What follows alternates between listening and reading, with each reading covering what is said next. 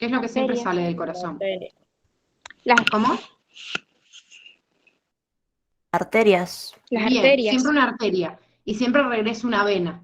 Entonces, yo me encuentro un capilar, o sea, un lecho capilar entre la arteria que salió del corazón y la vena que regresa al corazón, con un montón de ramificaciones de arteriolas que se van haciendo cada vez más chiquititas, y además de eso, me encuentro con después, cuando se unen los vasos entre sí, forman un vaso más grande, se llama anastomosar. Entonces, así como se ramifica, después se anastomosan, formando un vaso único o una vena que regresa al corazón.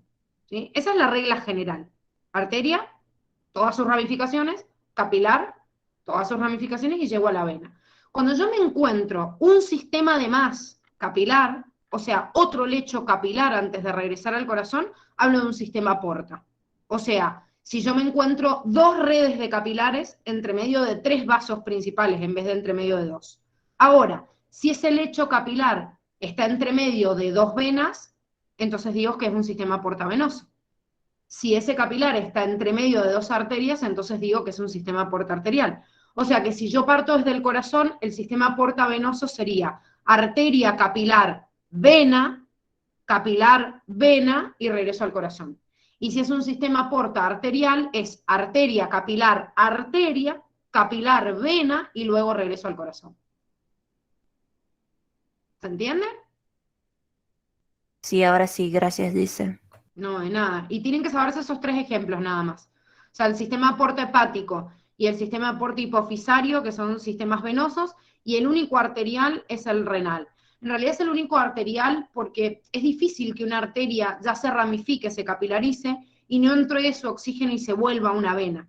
¿Por qué hay una excepción en el riñón? Porque el riñón es el otro punto de purificación de la sangre, además del sistema respiratorio. O sea, el sistema respiratorio me saca la sangre carboxigenada, pero hay otros desechos en la sangre.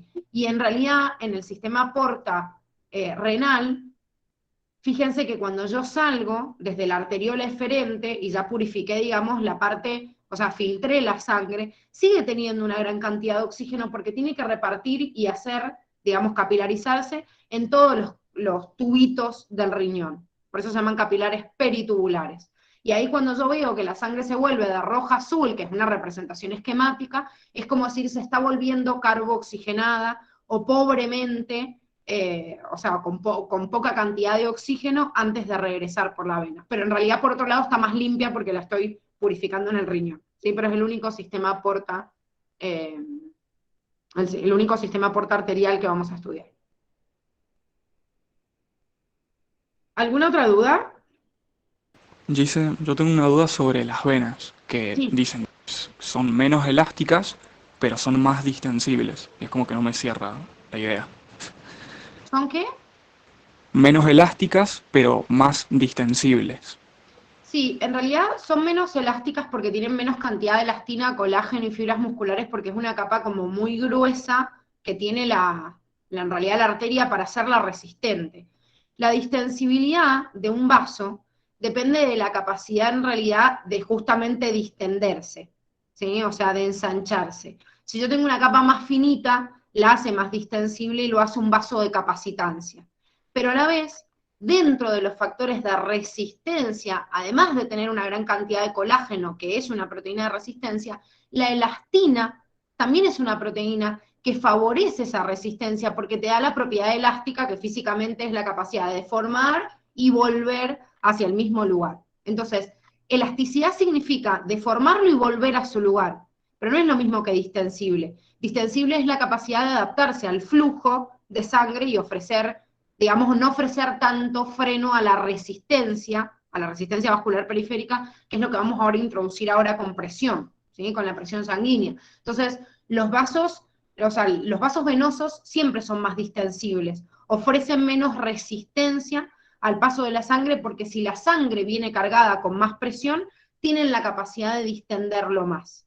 Pero distenderlo no quiere decir que vuelvan a su lugar. Justamente por esto, que las venas sean distensibles por el flujo de la sangre, pero que no sean tan elásticos, hace que a veces la sangre se quede acumulada en las venas. Y si no hay un buen movimiento para el retorno venoso, que no depende del sistema en sí, sino depende del ordeñe venoso que hacen los músculos, se queda retenido ahí y por eso, por ejemplo, se originan las varices, ¿sí? Porque la vena es distensible como para mantener la sangre, pero después no tiene la fuerza y la resistencia, gracias a la elastina y el colágeno, para volver a su posición original. Entonces queda ahí como acumulada la sangre.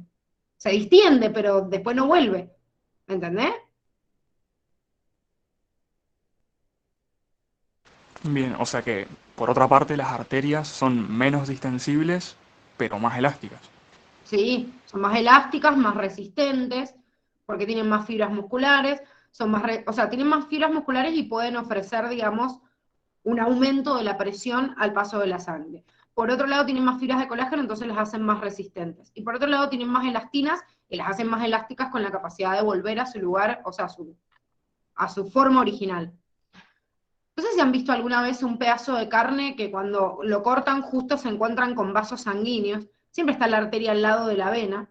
Si alguna vez han tenido la posibilidad, incluso hasta cosida se ve, la vena se ve como toda retraída, como achatada. O sea, no tiene la capacidad, digamos, de regresar a su lugar original. En cambio, la arteria, que incluso ya está vacía porque no tiene sangre, y más si yo ya he cocido por ahí la carne, ya se salió directamente la sangre del interior del vaso, pero yo la toco y tiene esa elasticidad y esa resistencia gracias al colágeno y a la elastina, y mantiene su forma bien redondita del vaso. Que les digo ahora en la carne porque es lo más cerca que tienen, después lo van a ver en un cuerpo en la morgue, lo van a ver en un cuerpo humano, la diferencia, digamos, en la textura de una arteria y de una vena. Pero es como que colapsa más fácil la vena al no tener tanta elastina para no poder volver a su lugar. ¿Se entiende? Bien, sí, sí, gracias. No, nada.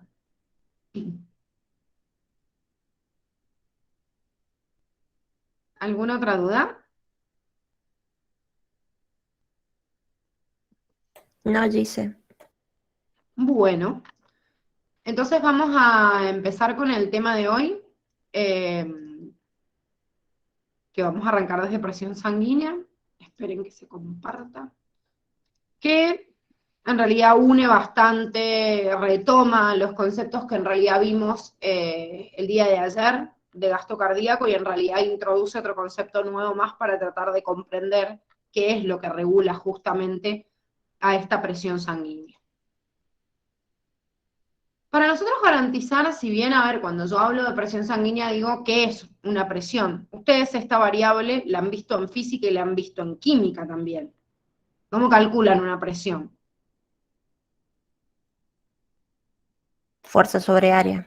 Fuerza sobre área, fuerza sobre superficie, o sea que el concepto de presión ustedes ya lo conocen y obviamente no va a sufrir una excepción dentro de la biología, porque al fin y al cabo en sistema circulatorio estamos estudiando un conjunto de tubitos y de cañerías con un fluido en el medio. O sea, justo lo que están viendo en mecánica de los fluidos. Lo que pasa que, vieron que ustedes en física ven fluidos ideales. O sea, los tubitos no se andan cambiando de tamaño, porque primero que ejerce obviamente un montón de variables que ustedes no calculan, calculan como el fluido ideal y en un tubo rígido.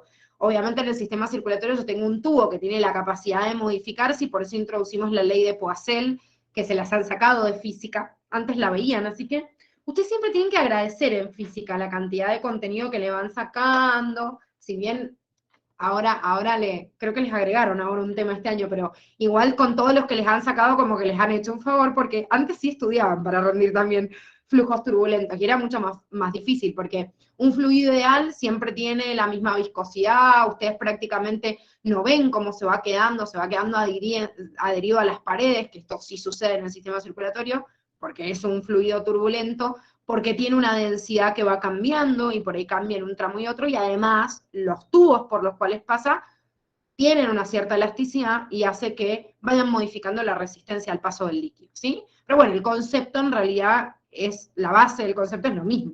O sea, una presión es una fuerza por unidad de superficie, que es lo que vamos a llamar nosotros acá presión sanguínea, se la llama presión arterial porque generalmente se mide en las arterias, ¿sí? Pero bueno, si les dicen presión sanguínea o presión arterial, tómenlo en realidad como sinónimo. Lo cual va a responder a dos variables importantes, el gasto cardíaco y la resistencia periférica. El gasto cardíaco nosotros ya estudiamos ayer lo que era, ¿sí? Sabíamos que era la la presión, la frecuencia cardíaca, perdón, por el volumen sistólico. Pero, ¿en qué medíamos gasto cardíaco? ¿Cuál era la unidad de medida?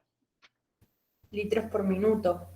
Bien, litros por minuto, o sea, capacidad sobre tiempo. Y si ustedes recuerdan, y de acuerdo a lo que han visto en física, ¿qué variable miden en mecánica de los fluidos en volumen sobre tiempo?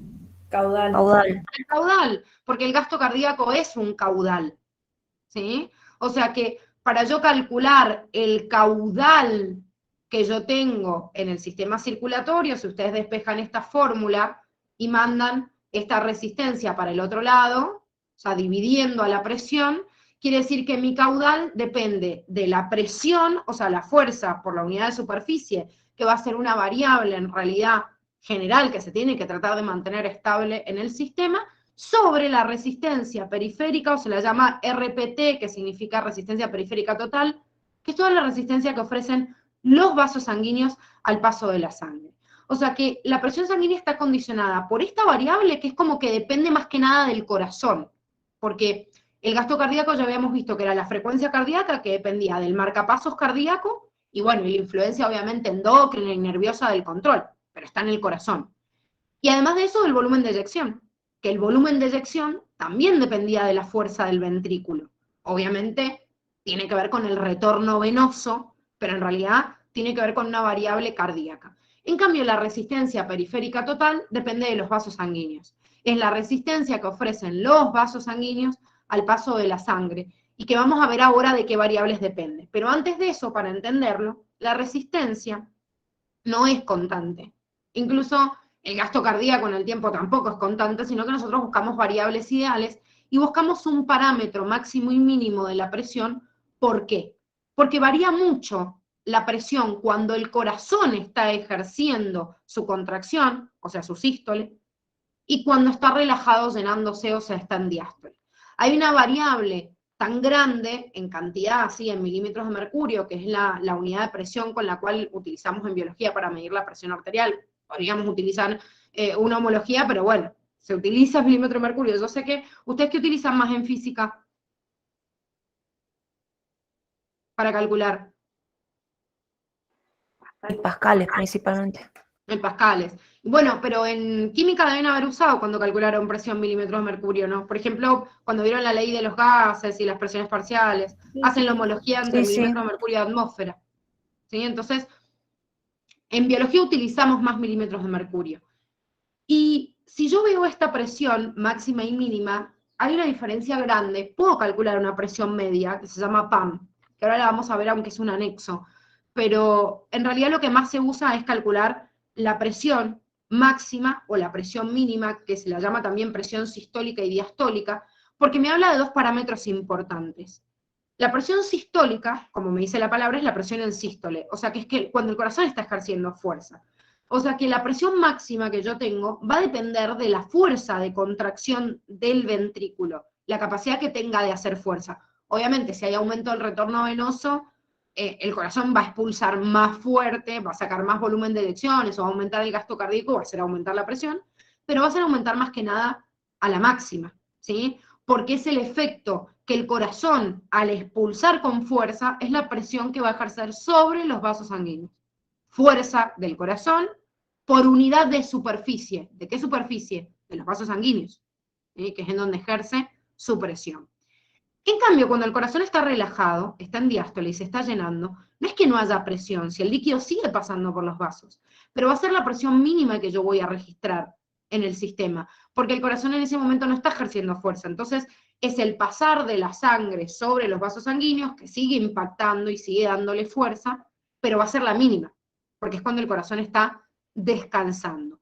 Entonces, generalmente, ¿de qué depende esta presión diastólica o mínima? De la resistencia que ofrecen los vasos al paso de la sangre, principalmente del efecto de distensibilidad de la pared de las arterias o de las venas, principalmente de las arterias porque medimos la presión, como dijimos, arterial, pero en realidad la distensibilidad es una propiedad que yo puedo medir en cualquier vaso. Ahora, ¿por qué depende de la distensibilidad de las arterias? Porque ustedes imagínense que yo estoy haciendo pasar un fluido con una presión X y esto ejerce presión sobre los vasos sanguíneos. Ahora, si este fluido, cuando está pasando, las arterias hacen esto y se ensanchan. Cuando yo ensancho, ¿qué pasa con la presión del fluido si yo aumento el diámetro del tubo? ¿Baja o sube? Disminuye. Disminuye, ¿sí? O sea, a mayor diámetro tengo menor presión. Entonces, ¿qué hace el sistema circulatorio? Acompaña el paso de la sangre con estas ondas de distensión de los vasos, que es lo que nosotros tocamos como pulso. O sea, porque el corazón late, y eso depende del latido cardíaco y del marcapaso.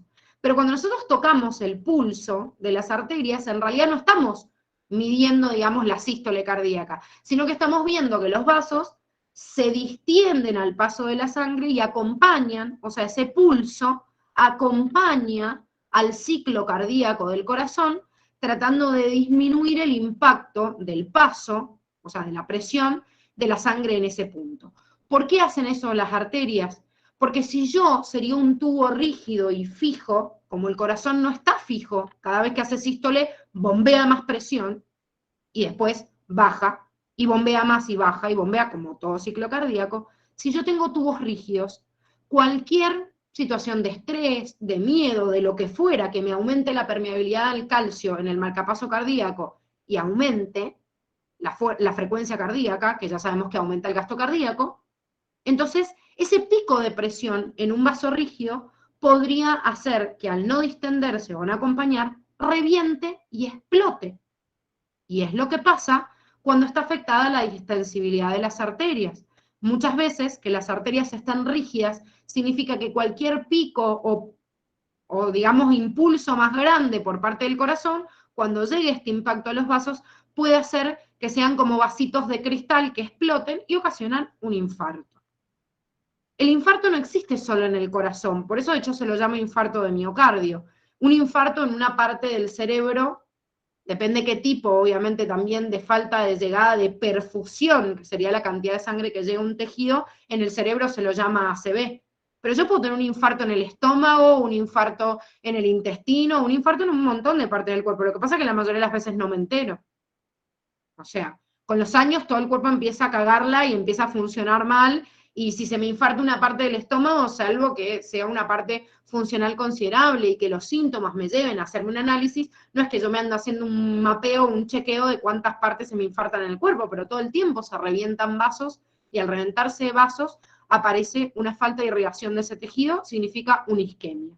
Y la isquemia de un lugar significa no le llega oxígeno, no le llega nutrientes, o sea, se necrosa. Y chau, se murió y se perdió. Lo que pasa es que hay lugares como el riñón, como el cerebro, como el corazón, que son como más, como órganos más vitales, entonces obviamente nos damos cuenta por una sintomatología directamente con un infarto miocardio nos morimos y chau, entonces no podemos repararlo directamente con la otra parte del tejido funcional. Pero es muy importante que acompañe ese sistema vascular a través de los distintos parámetros que manejan o que controlan la resistencia vascular, que los vamos a ver ahora. Pero para que se den una idea, en un caso extremo, una de las cosas que más afecta la distensibilidad de la pared de las arterias es el alcohol. Las personas cada vez que beben alcohol, ¿vieron cuando recomiendan esa la copita de vino, que es la copita y no la botella? Porque tipo, hay como dos parámetros que influyen en la resistencia vascular. Por un lado, o sea, está bueno barrer desechos tóxicos y el alcohol está bueno para limpiar y para, digamos, como alivianar la carga por ahí de alguna placa de ateroma o de lo que fuera que se haya quedado adherido, o los lípidos, es como que me limpia. Pero por otro lado, el alcohol rigidiza la pared de las arterias. O sea, le quita la capacidad de distenderse y las vuelve rígidas. Entonces, una pared arterial de una persona alcohólica está limpia de un montón de componentes que me sirve, porque ya vamos a ver que eso también afecta a la resistencia vascular, pero no se puede distender. Entonces, en cualquier pico de presión puede reventarse esa arteria y producir un infarto isquémico. Como les Gise, decía, sí, Agus. ¿cómo hace para que sea más rígida, digamos, en la estructura? ¿En qué parte afecta el alcohol? ¿Cómo? ¿Cómo hace, o sea, ¿qué hace en la estructura de la arteria para que lo haga más rígido? El alcohol. Estos mismos desechos tóxicos que encontramos en el alcohol disminuyen algunas proteínas, como por ejemplo la misma elastina, que le brinda más elasticidad al tejido. Entonces, al tener menos capacidad de ser elástica, ¿sí?, y de poder en realidad regresar a su forma original, se tiende a volver más rígida. O sea, le cambia la configuración química al tejido conectivo que refuerza la pared de las arterias. De las venas también, pero por ahí se siente mucho más en las arterias porque, como dijimos recién, es una estructura que tiende a ser más rígida. La vena por ahí puede estar un poco más rígida, pero sigue teniendo más distensibilidad naturalmente, entonces aunque se vuelva más rígida, igual sigue pudiendo acumular sangre. En cambio, la arteria no. Ah, gracias. Sí, también, Cami, eso no solo afecta a los vasos sanguíneos, sino a todo.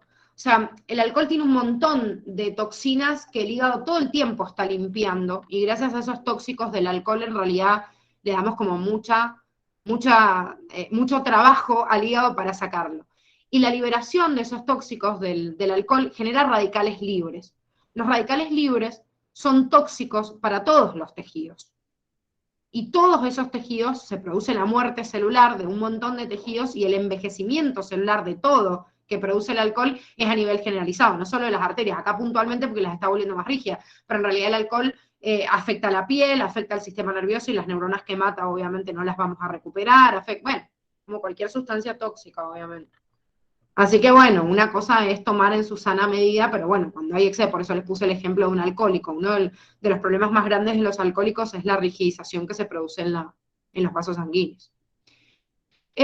Como les digo, este parámetro está como anexo, porque la facultad últimamente lo sacó, hace como 3 años que creo que no lo toma, pero es para que ustedes sepan que existe también un parámetro de medir una presión arterial media que me mida la cantidad de presión con la cual más o menos yo tengo que llegar a un tejido, o sea, la perfusión que tiene que llegar al tejido, la cantidad de sangre, para que se mantenga, digamos, estable en el tiempo y no se vuelva isquémico. Significa que no recibe sangre. Como les dije recién, la cantidad, digamos, de sangre que llega a un tejido se le llama perfusión.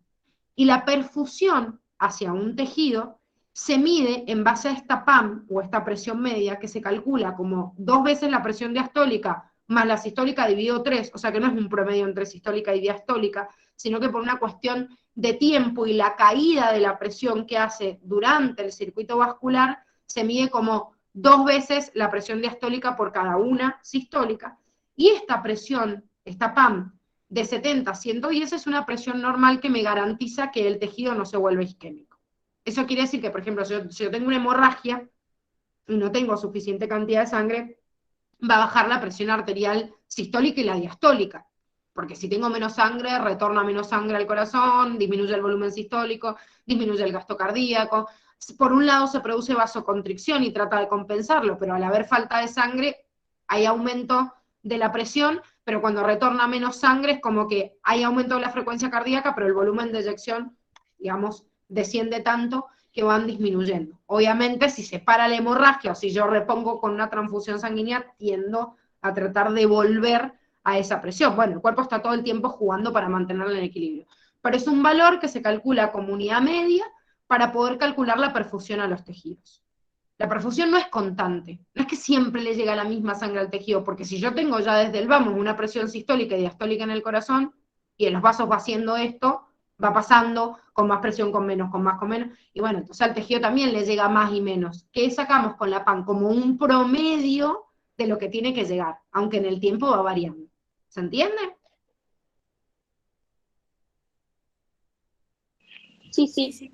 ¿Sí? Bien. Igual no tienen que saber calcularla, como le digo, es un valor, porque sí a mí me ha pasado que por ahí he encontrado en algunos exámenes de ingreso la palabra PAM, o sea, como que existe una presión arterial media, pero por otro lado la facultad sacó el contenido de presión arterial media, pero yo por las dudas le digo, bueno, sepan en realidad cuál es el concepto, por lo menos, aunque ignoren esta fórmula, pero sí la presión de perfusión a los órganos, porque yo sí he visto la palabra PAM.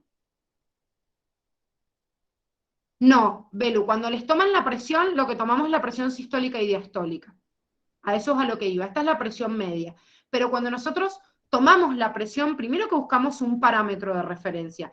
Ese parámetro de referencia en realidad es una arteria, generalmente se utiliza la arteria del brazo, la arteria braquial, pero se puede usar en realidad una de la pierna, o sea, en realidad busco una arteria, también sería ideal el cuello, pero imagínense poniéndose el coso del esfingomanómetro en el cuello, nos ahorcamos cuando insuflamos, entonces no la podemos tomar, bueno, se ha buscado una arteria como de fácil acceso y para tomar de referencia, y lo que nosotros medimos con el tensiómetro es la presión en sístole y la presión en diástole, o sea, la máxima y la mínima. Esa máxima normal tiene parámetros que van desde un punto a otro, pero la normal está en 120 milímetros de mercurio. De 110 a 130 también se considera normal, pero digamos como que el punto medio es 120. Y la presión en diástole, que significa cuando el corazón no está ejerciendo fuerza y se toma la presión en el vaso sanguíneo, porque es en donde yo estoy midiéndola, es de 80 milímetros de mercurio. Entonces, cuando nos dicen 120-80 o mal llamado 12-8, ¿sí? Ese 12-8, 11-7, bueno, cuando digo así es como que le han simplificado los ceros, no es una unidad que existe, chicas. Es como una simplificación del parámetro del valor real. O sea, el valor real es 120 milímetros de mercurio sobre 80 milímetros de mercurio, y lo que nosotros tomamos con el tensiómetro es eso, la máxima y la mínima, ¿sí? No la PAM. La PAM se calcula, así como les digo, desde la presión diastólica y sistólica normal. Entonces, por ejemplo, si la diastólica es 80, tendría que hacer 2 por 80 más 120 dividido 3. Y ese sería el valor de la PAM. ¿Saben tomar la presión o no?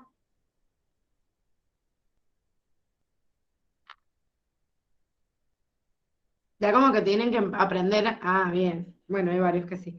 Igual hoy en día, viste que la tienen re fácil, porque hay un montón de tensiómetros que son eléctricos, que conectan y a la mierda, pero bueno, uno siempre tiene que aprender a...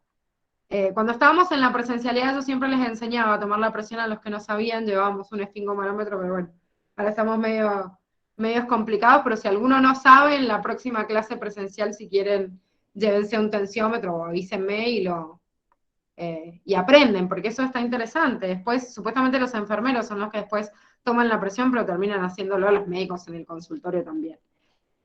Cami, cuando vos medís las pulsaciones, o sea, cuando vos medís el pulso, medís la distensión de los vasos sanguíneos. Eso medís con pulsaciones.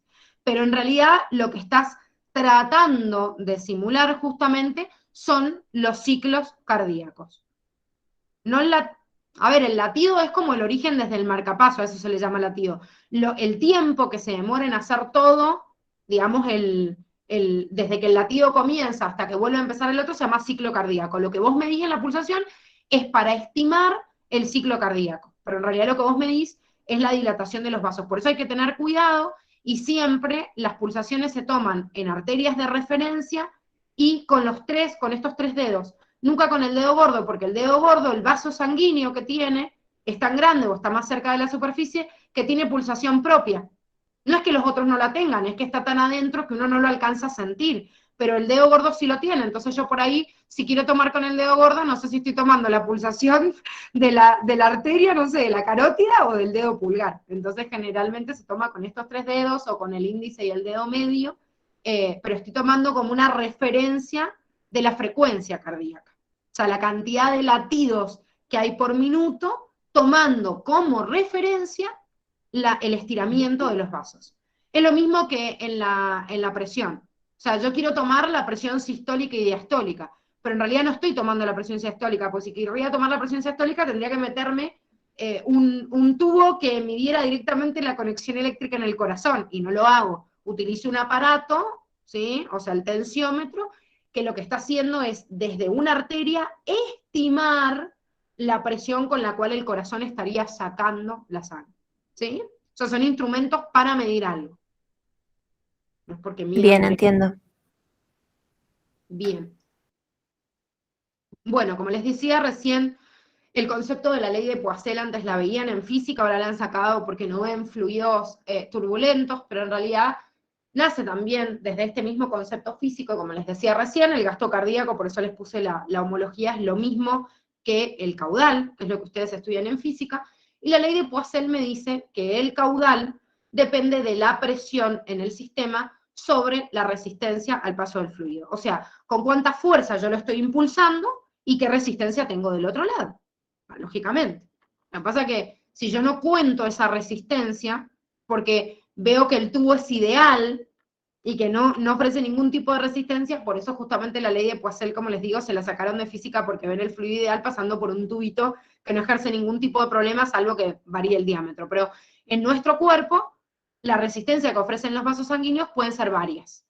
Esa resistencia, la fórmula de la resistencia, no es que se la tengan que conocer, pero sí entender el concepto de qué es lo que influye en ello. Así que me parece importante ponerlo de forma gráfica. La resistencia se calcula 8 veces la longitud de todo el tracto de la tubería, o sea, todo el sistema cardiovascular, por mu, que esta letra mu representa la viscosidad de la sangre, sobre pi por radio a la cuarta. El 8, la longitud, o sea, no va a variar la longitud de los vasos sanguíneos en nosotros, qué sé yo, quizá cuando teníamos 10 años teníamos menos cantidad de metros de vasos que ahora, pero si lo tomo en una persona, ideal siempre es como una constante, esa longitud de los vasos. El 8 también, y pi es una variable que también no va a cambiar. O sea que lo importante acá, para ver qué es lo que influye en la resistencia, es la viscosidad, que tiene una relación directa con la resistencia, y el radio o el diámetro de los vasos sanguíneos, que tiene una relación inversa con la resistencia y está elevado a la cuarta. Y esto es importantísimo. ¿Eso qué quiere decir? Que cualquier variación del diámetro de los vasos sanguíneos ofrece mucha más resistencia que cualquier otra variación. Cuando yo quiero ofrecer una gran resistencia al paso de la sangre en un vaso, comprimo el vaso, o sea, realizo vasoconstricción. Y la vasoconstricción más importante para regular la presión sanguínea está en las arteriolas. ¿Por qué? La vasoconstricción depende del músculo liso, o sea, de la túnica media. Ya sabemos que en las venas es como muy pobre, o sea, que las venas y las vénulas no tienen mucha influencia sobre la resistencia. Los vasos de resistencia son las arterias y las arteriolas. Ahora, la arteria es un tubo grande. Imagínense que igual cuando hace vasoconstricción, cierra, pero no puede comprimir todo, porque es un gran vaso que está pasando todo el fluido de sangre. Imagínense una aorta que tiene 2,5 centímetros de diámetro, se comprime, pero no se comprime hasta cerrar directamente el vaso. Si lo cerraría, estalla el corazón. Imagínense en una bombeada, quiero sacar sangre y se queda bloqueado. Entonces, la arteria juega obviamente con la contracción, pero la capa muscular también es grande, pero también son grandes las otras capas de la túnica adventicia y de la misma túnica media, o sea, entre el colágeno y la elastina, que puede ofrecer resistencia. Pero antes de entrar al tejido, que es lo que limita justamente la presión, la perfusión hacia el tejido, el vaso que me encuentro antes del capilar, que es el que va a ofrecer la circulación en la sangre, es la arteriola. Y la arteriola sí tiene la capacidad de contraerse de una manera de la cual puede reducir prácticamente el pasaje de la sangre casi a nulo, no nulo, porque si no hay una isquemia, hacia el capilar. Entonces, la sumatoria de todas las arteriolas del sistema son las que más ofrecen la resistencia en la dilatación o en la contracción de estos vasos sanguíneos. Ojo, es verdad que el sistema simpático solo ejerce una función sobre la vasoconstricción y el parasimpático no hace vasodilatación, pero eso no quiere decir que no haya otras sustancias que vasodilatan, ojo, porque después nos quedamos con la idea nada más del simpático, y uno dice que, pero no había vasodilatación en el simpático, no, pero hay hormonas que producen vasodilatación, hemos visto el día de ayer, por ejemplo, el óxido nítrico, que es un vasodilatador local, o sea, hay sustancias que llegan y que pueden producir la relajación del músculo liso de las arteriolas, de las arterias también, pero digo, las arteriolas son el punto más importante para regular la perfusión a los tejidos, porque es lo que tengo más cerca antes del capilar.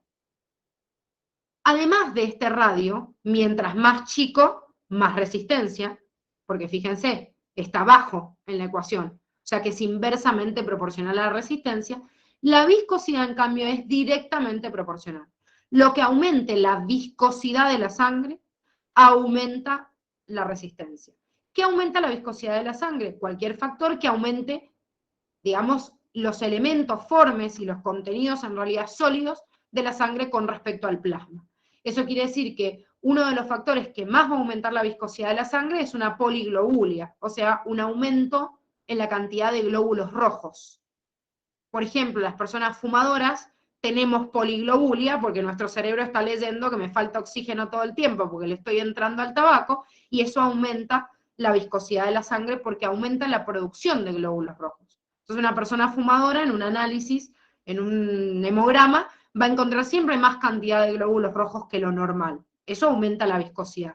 Pero no es lo único que aumenta la viscosidad. Una persona que, por ejemplo, tiene aumento de triglicéridos en sangre o una hipercolesterolemia, o sea, más cantidad de grasa, también va a tener una sangre más viscosa. ¿Sí? No, una anemia al revés. En la anemia hay disminución de glóbulos rojos, así que la sangre es más líquida y es menos viscosa. ¿Se entiende? Pero Jason, ¿no se supone que en las anemias los glóbulos rojos son más grandes? No necesariamente. Depende cuál. Depende cuál tipo de anemia, porque hay muchas anemias. Pero en las anemias ferropénicas, por ejemplo, o en las anemias por falta de vitamina B12, está faltando la producción de glóbulos rojos normales. Entonces los glóbulos rojos se expulsan como medios deficientes y frágiles, digamos, a la sangre, tienen más cantidad, más fragilidad, pero hay disminución, y hay disminución también del hematocrito por falta de hierro. Hay otros anemias en donde, bueno, como talasemia, anemia drepanocítica, que son genéticas en donde pueden estar deformados los glóbulos rojos. Entonces, si bien se mandan más a circulación, al mandarse más a circulación se mandan también con una deficiencia, o se rompen más en sangre, y generalmente impactan la disminución del hematocrito. De hecho, una de las condiciones para diagnosticar anemia es la disminución del hematocrito. Entonces puede ser que sea más grande, pero al haber menos cantidad, igual el hematocrito disminuyó, entonces es más fluida la sangre. ¿Entendés? Sí, gracias. No, nada. Es como raro que una infección, por ejemplo, me produzca un aumento de la viscosidad, porque los glóbulos blancos representan una proporción tan chiquitita en la sangre que puedo tener un montón, una leucocitosis terrible, o sea, tener una infección muy grande, pero no impacta mucho sobre la viscosidad. Puedo también tener un proceso de coagulación sanguínea que hayan aumentado un montón las plaquetas, pero vuelvo a lo mismo. O sea, recuerden que el 98 al 99% del hematocrito lo marcan los glóbulos rojos. O sea, cualquier cosa que aumente la densidad de ellos va a aumentar la viscosidad. Sin embargo, hay otros parámetros del plasma mismo, que son los contenidos que flotan también en plasma, que pueden influir en la viscosidad. Sin embargo, nada tiene comparación en esta resistencia como el diámetro de los vasos. Y ojo, que un diámetro de un vaso no solo se puede reducir por vasoconstricción, puede ser que algo lo reduzca. Por ejemplo, una persona que tiene placas de ateroma, las placas de ateroma son conjuntos, o sea, depósito de grasa pegado en una arteria. Entonces, esa persona tiene dos factores que aumentan la resistencia, por eso es tan peligroso, o sea, el aumento de los triglicéridos y del colesterol en sangre.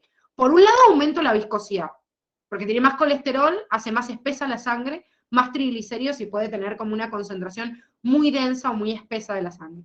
Por otro lado, si se deposita una placa de ateroma en un vaso, imagínense que si yo tengo un vaso así, se le deposita una placa de ateroma, me reduce el radio. Entonces encima en esa persona con placa de ateroma tengo reducción de radio y la sangre más espesa. Chao, un combo mortal para hacer un aumento de la resistencia de la sangre en ese punto muy clave, que puede llevar para compensar en realidad la perfusión sanguínea, compensarlo a través del flujo, ¿sí? O sea, del caudal, pero a veces no se puede compensar. Y hay una hipertensión generalizada y esa misma presión puede reventar el vaso, dependiendo cuál sea. Y si se desprende, la placa ateroma también es un embole porque puede taponear un vaso, producir una embolia y en realidad hay isquemia igual. O sea que es igual de grave. Yo siempre trato de compensar esta fórmula si hay algo que aumenta la resistencia periférica total. El caudal, que sería el gasto cardíaco, trata de descender para tratar de compensarlo. O sea que cuando yo estoy en un lugar, en un punto clave en realidad, trato de que si hay un aumento de la resistencia, estamos hablando de parámetros normales, ¿no? Yo trato de bajar el gasto cardíaco. O sea, ya sea que llega menos, si hay una vasoconstricción, trato de compensar disminuyendo la fuerza de contracción del corazón o disminuyendo la frecuencia cardíaca para que ese flujo baje, siempre con el fin de mantener la presión constante. pero si hay un aumento de la resistencia periférica total crónica, obviamente que no lo alcanzo a compensar con el gasto cardíaco. Entonces el resultado, si esto aumenta y el gasto cardíaco no lo puede compensar, y bueno, obviamente va a terminar aumentando la presión arterial. Normalmente yo regulo la perfusión a los tejidos, como dijimos recién, por el músculo liso de las arteriolas. Es el punto de control más importante de la regulación de perfusión y en donde tiene influencia, como dijimos, el sistema nervioso simpático, no el parasimpático, pero sí el simpático sobre esos vasos, la adrenalina y la noradrenalina que producen también vasoconstricción, la angiotensina 2 que produce también vasoconstricción, el óxido nítrico que produce vasodilatación, el factor natriurético auricular que produce también o puede producir vasodilatación local. Entonces, trato de todos los efectores que vayan hacia los vasos sanguíneos de regular ese diámetro porque es el punto que más resistencia ofrece, ¿sí? O sea, más hace variar a este parámetro para afectar la presión. Bien, ahora, algunas preguntas generales, porque no quiero detenerme mucho en esto, igual mañana vamos a hacer un repasito, pero a ver, de acuerdo a lo que acabamos de ver, ¿qué va a pasar entonces con el gasto cardíaco si yo disminuyo el diámetro de una arteria? O sea, produzco vasoconstricción. ¿Qué tiende a pasar? Va a aumentar el gasto cardíaco. Disminuye el diámetro. Si disminuye el diámetro, aumenta la resistencia. Si aumenta la resistencia, ¿qué trato de hacer con el gasto cardíaco? Disminuirlo, no aumentarlo. ¿Se entiende? Trato de compensarlo. Sí, sí. Recuerden que la disminución del diámetro, ¿sí? Disminuye el diámetro, aumenta la resistencia. Entonces, ¿qué trato de hacer con el gasto cardíaco? Compensarlo, son inversamente proporcionales para regular la presión. Ahora, ¿qué pasa, por ejemplo, con el flujo sanguíneo, o sea, con el gasto cardíaco, si la presión y la resistencia periférica aumentan en la misma proporción?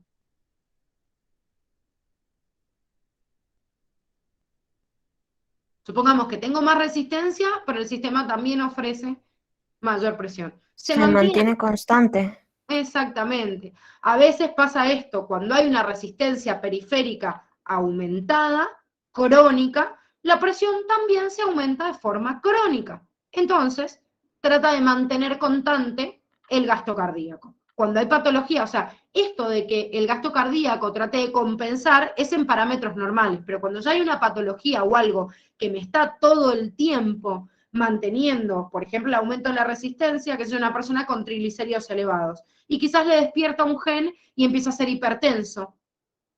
Tiene colesterol alto, hay más viscosidad en la sangre, hay más resistencia, ¿cómo lo compensa el organismo? Y listo, se despertó el gen, entonces va a ser hipertenso. Entonces aumenta la presión, aumenta justamente la resistencia y por lo menos mantienen el parámetro, o sea, el gasto cardíaco en equilibrio.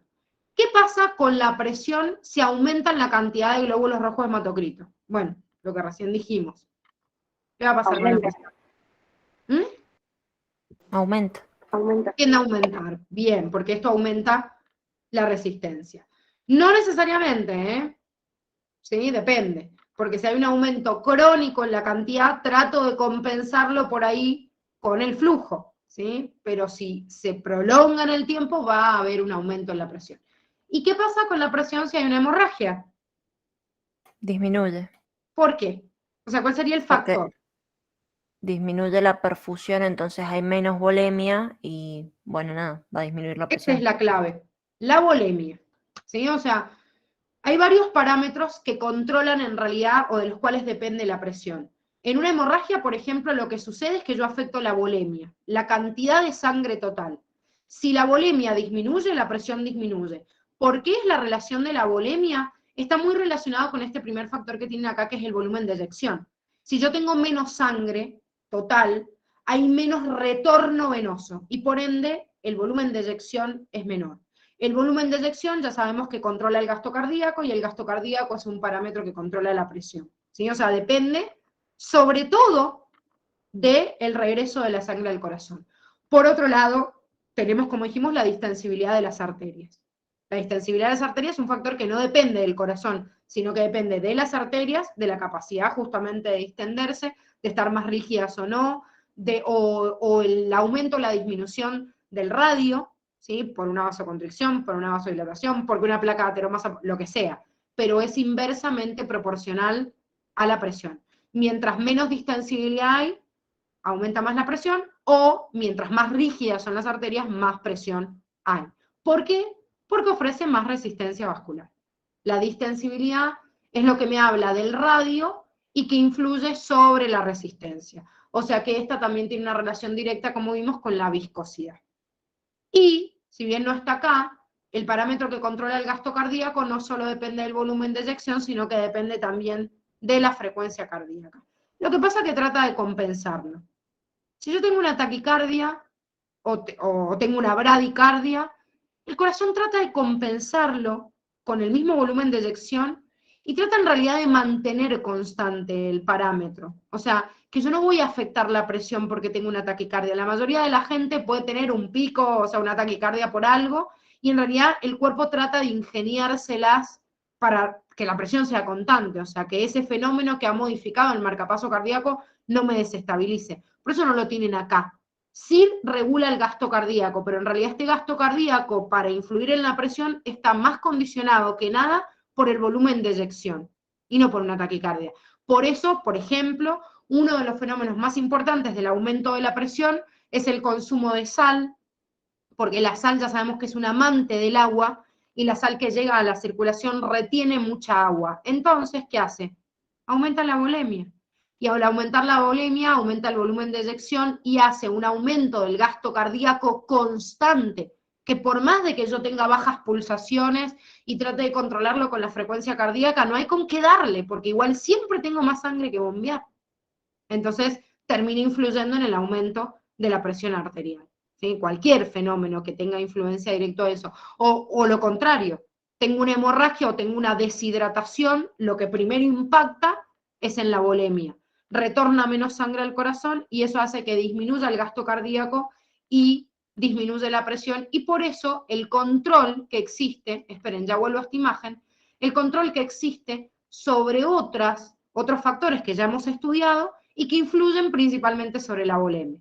Por eso tengo una baja muy grande de la presión y bueno, el primero que lo censa es el corazón y el riñón. ¿Qué hace el riñón? Secreta renina. ¿Qué hace el corazón? Secreta directamente angiotensina 2 para vasocontraer.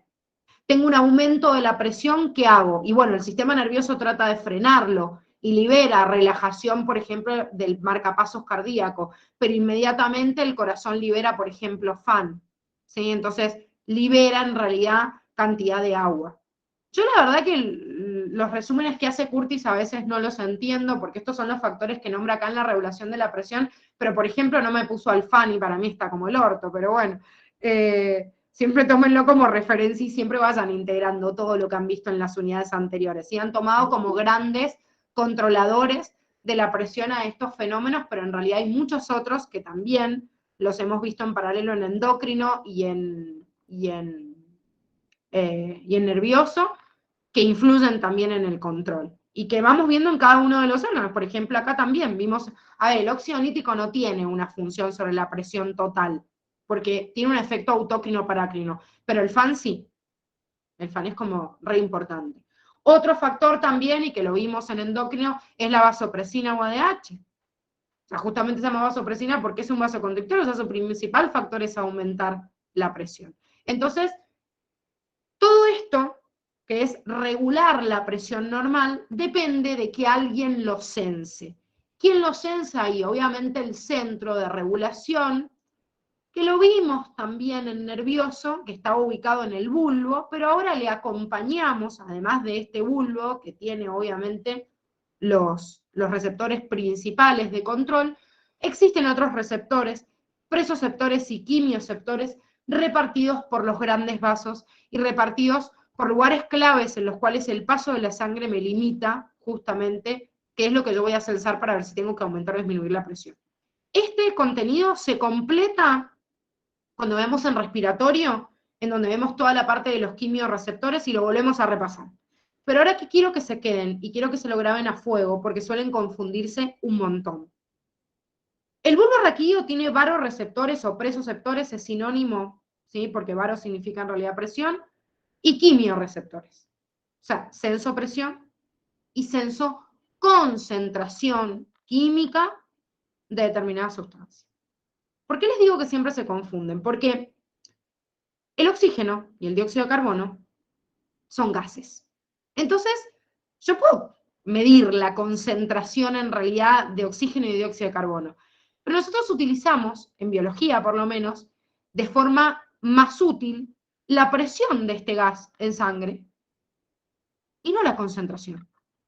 Pero porque se pueden calcular cualquiera de las dos variables, ¿entienden? O sea, es directamente proporcional. Tengo más concentración, obviamente tengo presión.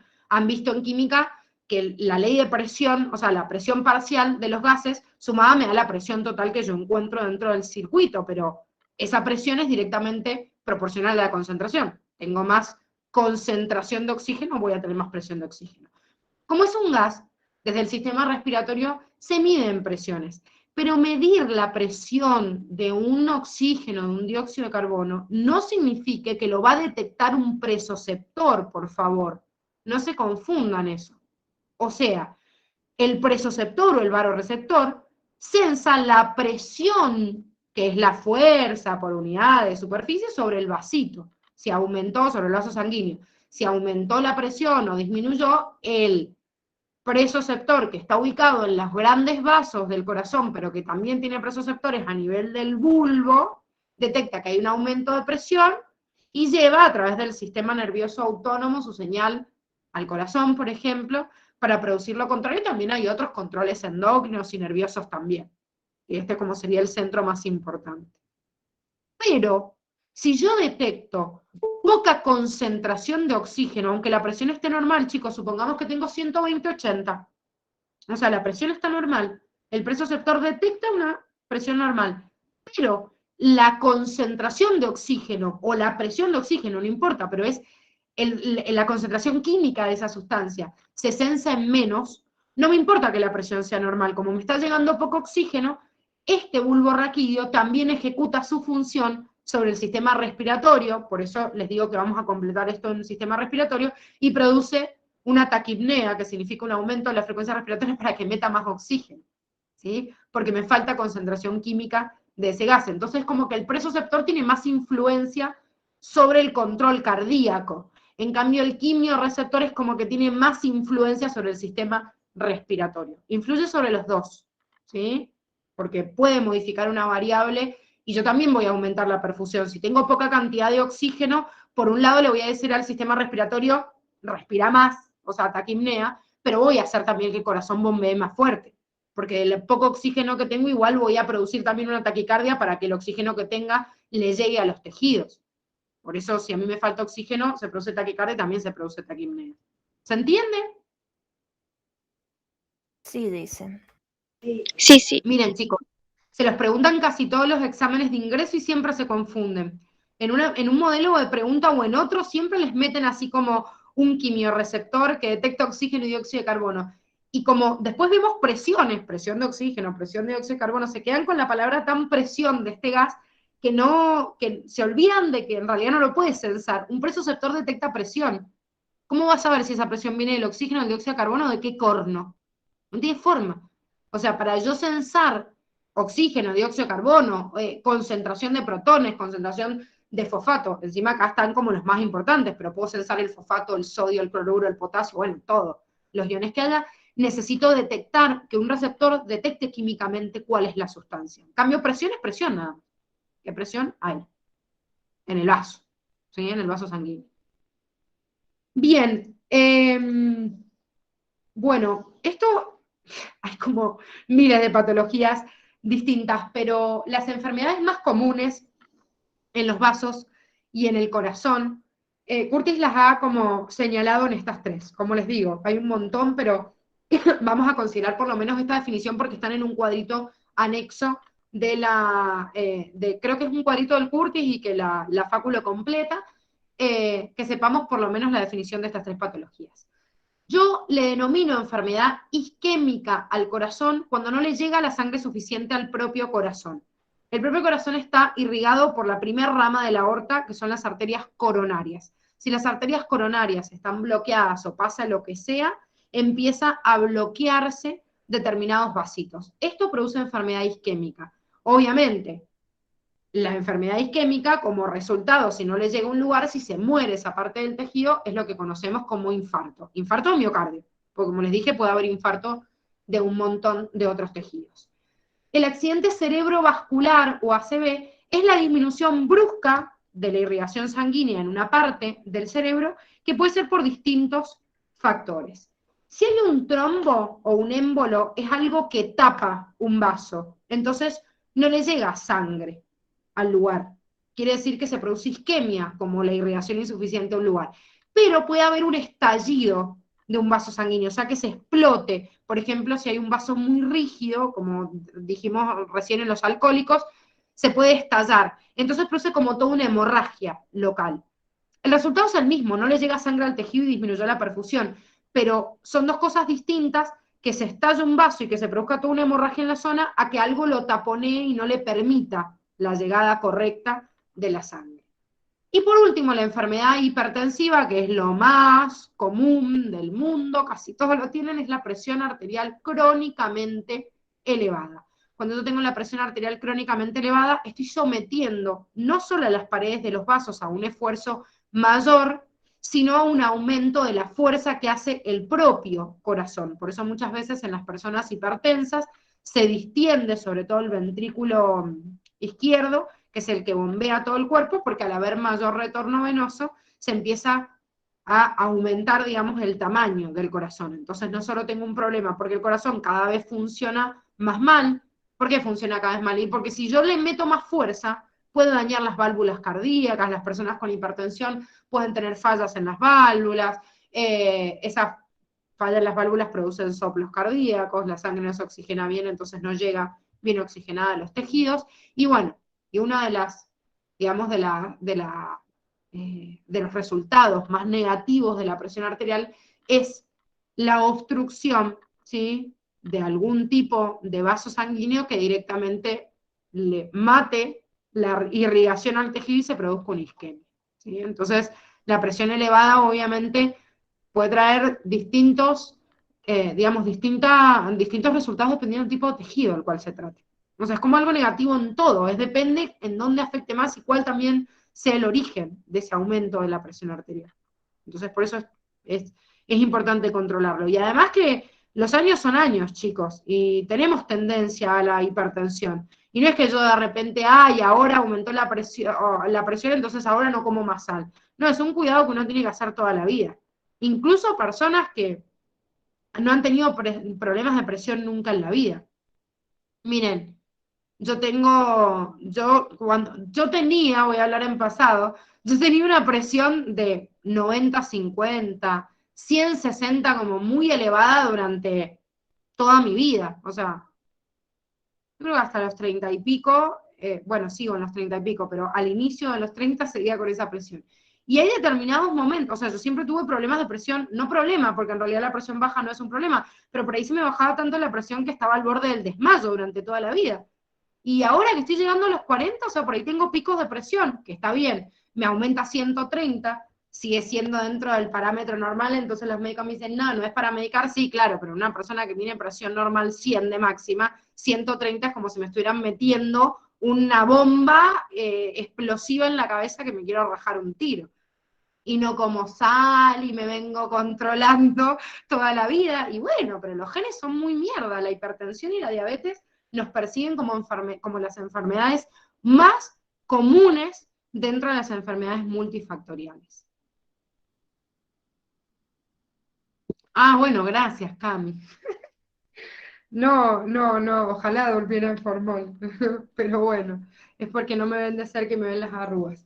Pero sí, ya estamos. Yo siempre cuento como los italianos el año siguiente, o sea, la semana que viene es mi cumpleaños, así que cumpliría como oficialmente 37, pero yo digo, ya estoy empezando a vivir los 38. Entonces sí, ya 38 es como 40, ¿saben en cuánto tiempo se me van esos 2 años? En nada, abrí y cerrar de ojo, otra pandemia y me sacaron una década más de vida.